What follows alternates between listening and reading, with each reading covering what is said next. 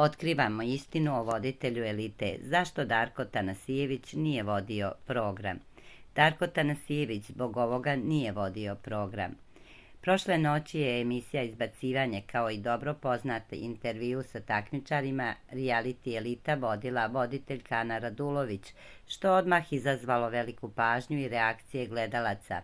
Ova neočekivana promena iznenadila je vernu publiku, te su mnogi odmah uputili zašto se Darko Tanasijević, koji inače vodi ovaj program, nije pojavio na svom radnom mestu.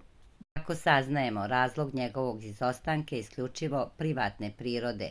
Naime, Darko je imao privatne obaveze, odnosno važno slavlje koje nikako nije mogao da propusti, pa je upravo zbog toga Ana Radulović uskočila kao njegova zamena i profesionalno odradila emisiju i razgovore sa zadrugarima. Ali ne brinite, već za par dana bit će ponovo na malim ekranima. Darko, koji važi za jedno od najprepoznatljivijih lica ružičaste televizije, ovom prilikom je otvoreno govorio o aktuelnim učesnicima, ali imenima koja bi prema njegovom mišljenju mogla da ozbiljno prodrmaju narednu sezonu.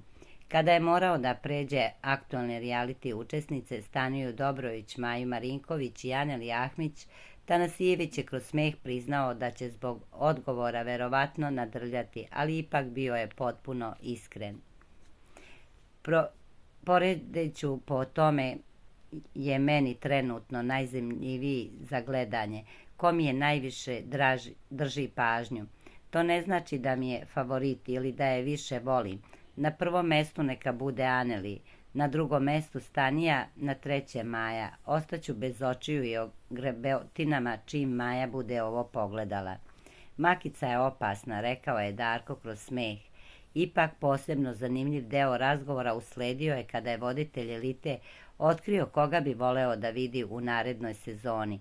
Bez mnogo razmišljanja izdvojio je dva velika reality imena, Cara i Dalilu.